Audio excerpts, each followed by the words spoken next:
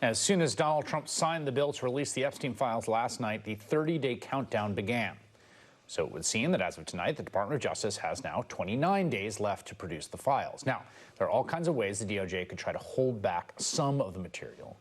There are also all kinds of questions about what could possibly be in them, like one that Senator Sheldon Whitehouse asked last month. There's been public reporting that Jeffrey Epstein showed people photos of President Trump with half-naked young women. Do you know if the FBI found those photographs in their search of Jeffrey Epstein's safe or premises or otherwise? Have you seen any such thing? You know, Senator Whitehouse, you sit here and make salacious remarks, once again trying to slander President Trump left and right. The question is, did the FBI find those photographs that have been discussed publicly by a witness who claimed Jeffrey Epstein showed them to him? You don't know anything about that? Okay. Joining me now is Senator Sheldon Whitehouse, a Democrat of Rhode Island. He's a senior member of the Judiciary Committee. And let me start on that question that you posed to Pam Bondi. If such a photo does exist, and we don't know that it does, I just want to be very clear, this is someone has said that they were shown this, but if it exists and were it to be in the Department of Justice's possession as part of these files, what is your level of confidence, 1 to 10, that in 29 days, the Department of Justice under Pam Bondi would show them? I think it's pretty good.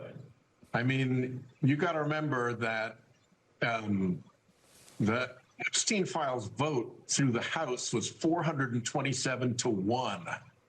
In the Senate, it was unanimous consent. That's 527 to 1. This comes out of Congress with huge bipartisan pressure behind it. Does Pam Bondi really want to step in front of that and just cause immense trouble? These are documents that a lot of agents and other people have seen over time.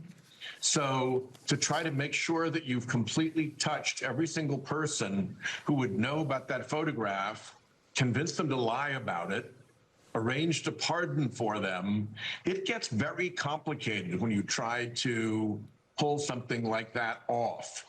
And the risks are very, very high of her messing around with this. I think that she would put herself in real peril of very bipartisan anger if she got caught pulling any stunt like that. But we will wait and see. You know, the answer to that question was an easy one. No. And when she couldn't give the answer, no, to the question whether there was that photograph, whether the FBI had that photograph, whether she'd seen that photograph, you know, obviously that's something we'll now be looking for, because it would have been very easy for her to deny that at the time. It's interesting to hear you express this confidence, because in talking to people over the last 2 days, I think there's a sense of they're going to try to keep the cover-up going. They've been so desperate about it. But you put a lot on Pam Bondi.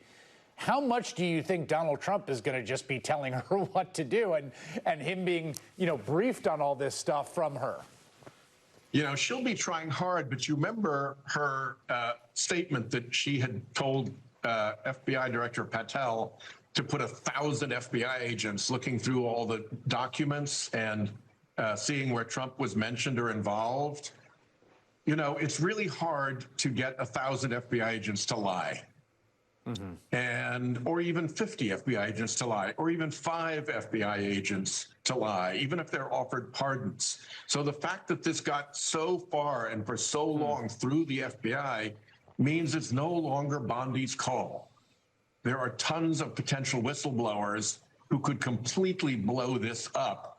And some of them, particularly after the way the FBI has been treated by this administration, with that, you know, complete incompetent Kash Patel, the jet setter, putting in as their FBI chief, you know, there may be people over there who are eager to find something gone wrong and whistle-blow it out. So those are all dangers that Bondi has to think about as she's dealing with the pressure from Trump to try to hide anything that is really bad for him. The Department of Justice is just one of the many institutions that the Trump administration and Trump has tried to just bring under what his kind of his personalist purview, right? His plaything. Yep. He gets to say. This is true of almost everything, including down to the Kennedy Center, where he's taken like a somewhat strange, intense interest where he wants to kind of micromanage and program it, and he's got his buddy Richard Grenell there. It looks like it's been a complete disaster. I saw an article recently about the ticket sales, which had fallen off a cliff. Today, you wrote a letter to Richard Grenell with some concerns about the current arrangement there. What are you concerned about? Well, it looks like more MAGA grift happening.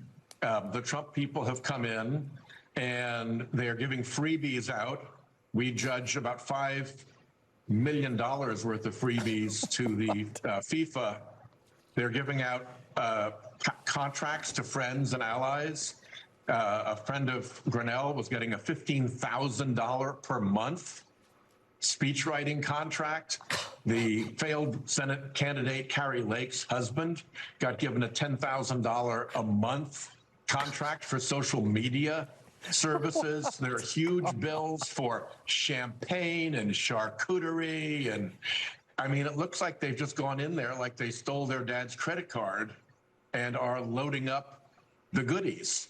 And it's nothing compared to the 747 and the crypto grift and the Middle Eastern grift and the gilded bathroom and the gilded ballroom. But it just shows they can't even run the Kennedy Center without trying to put their hands into the public trough and loot the place for their own benefit. Something very high resolution about a $10,000 a month contract to run the social media for the Kennedy Center to Carrie Lake's husband. Senator Sheldon Whitehouse, thank you very much. We'll be right back.